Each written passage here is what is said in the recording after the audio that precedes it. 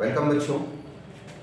आज हम लोग जो है वैल्यूमेट्रिक एनालिसिस के बारे में डिस्कस करने वाले हैं, क्योंकि प्रैक्टिकल का ये जो मोस्ट इम्पॉर्टेंट पॉइंट है वैल्यूमेट्रिक एनालिसिस।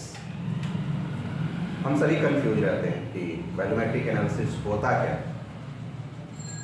इस कंडीशन में होता क्या है कि हमारे पास दो सॉल्यूशन होते हैं। जैसे मान लिया जाए ये सॉल्यूशन है, एक सॉल्यूशन ये है। इस सॉल्यूशन के बारे में हम जानते हैं और इस सॉल्यूशन के बारे में हम नहीं जानते। इस सॉल्यूशन को जब नहीं जानते तो इसके बेस पर इसकी मोलारिटी को हम लोग क्या करते हैं, फाइंड आउट करते हैं। और ऐसा करना ही वैल्यूमेट्रिक एनालिसिस कहलाता है। वैल्यूमेट्रिक एनालिसिस को हम लोग 3 पार्ट में डिवाइड करके स्टडी करेंगे तो बेहतर तरीके से समझ पाएंगे। पहला ये कि जो हमारा ब्यूरेट है और उस ब्यूरेट में जो KMnO4 सॉल्यूशन है उसका कैलकुलेशन कैसे करें। दूसरा पार्ट हमारा ये है कि जो फेरस अमोनियम सल्फेट है या मोहर साल्ट है, ऑक्जेलिक है, उसका हम लोग वेट कैसे फाइंड आउट करेंगे। और तीसरा पार्ट ये है कि हम लोग जो अननोन सॉल्यूशन है, नोन सॉल्यूशन से उसकी मोलारिटी कैसे फाइंड आउट करेंगे। तो इसके 3 पार्ट जब डिवाइड करके हम देखेंगे तो बिल्कुल आसान तरीके से समझ आएगा। सबसे पहला हमारा प्रोसेस है KMnO4 का। अब सबसे जो बात है कि जो हमारे पास देखे होंगे लैब में जब थोड़ा बहुत करते होंगे तो उसमें स्टैंड से आपको जो है एक मिलता है इस टाइप से एक पाइप, जिसको हम लोग बोलते हैं ब्यूरेट। और इस ब्यूरेट में जो है यहाँ पर 0 होता है और एक पिंक कलर का या रेड कलर का एक सॉल्यूशन आपको मिलता है। और यह जो है KMnO4 सॉल्यूशन होता है जिसमें H2SO4 करें H2O, इस KMnO4 को H2O में डिसॉल्व करके एक सॉल्यूशन बनाते हैं।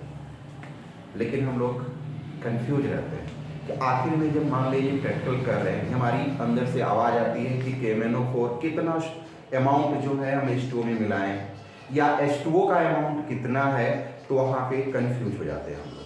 फिर ये दिमाग में क्वेश्चन बना रह जाता है, फिर हम लोग का रिजल्ट नहीं आ पाता। इसलिए हम लोग 1 बाय 1 करके इसके बारे में जानने की कोशिश करेंगे कि KMnO4 का अमाउंट जो है वो कितना, इसी के बारे में पहले पार्ट में हम लोग डिस्कस करने वाले। अब जरा सोचिए ध्यान से कि मान लिया जाए कि हमारे पास जो है KMnO4 है और KMnO4 का जो अमाउंट है वो पता नहीं है, और सपोज कर लिया जाए कि इसका अमाउंट जो है x ग्राम है, यानी required weight of KMnO4 is x ग्राम। अब कुछ बातों को जानना पड़ेगा। दूसरी कंडीशन ये है कि हमारे पास जो है जो H2O का जो वॉल्यूम है, जो हम वॉल्यूम बनाने वाले हैं, वो वॉल्यूम कितना होगा। तो हमने मान लिया 250 ml, ये इतना सॉल्यूशन बनाने वाला है। तो एक रिक्वायर्ड हो गई कि हमारा 250 ml का बनाने वाला है। इसके साथ साथ जो है मान लिया जाए कि हम KMnO4, ध्यान से देखिएगा, KMnO4 का जो मोलर मास है, यहाँ लिख सकते हैं मोलर मास ऑफ KMnO4, तो यहाँ हो जाएगा 158.034। आप फाइंड आउट कर लीजिएगा, K का Mn का अलग अलग ऐड कर लीजिए और ऐड करेंगे तो 158.304 आएगा। अब मान लिया जाए कि हमारे पास इसका वेट दिया है, इसका मोलर मास दिया है, तो क्या हम लोग इसका मोल फाइंड आउट नहीं कर लेंगे? बिल्कुल कर लेंगे। तो यहाँ लिखेंगे मोल ऑफ KMnO4। जब mole of KMnO4 find out करेंगे तो ऐसे कंडीशन में ये हो जाएगा x/158.034 मोल। अब जो है इतना मोलार, हमें चाहिए मोलारिटी। अब मोलारिटी के लिए एक सवाल बनता है कि हमें उसका जो मोलारिटी है वो पहले से कैलकुलेटेड होता है, नोन होता है। मान लिया जाए कि मोलारिटी हमारा जो है फाइंड आउट करने वाले हैं 0.1 मोल पे। तो इस कंडीशन में जब यहाँ लिखेंगे मोलारिटी, तो मोलारिटी इक्वल टू हो जाएगा मोल ऑफ KMnO4 और यहाँ हो जाएगा हमारा कितना, इसका वॉल्यूम भी इक्वल टू कितना हो गया 0.1, क्योंकि ऑलरेडी लिए हुआ।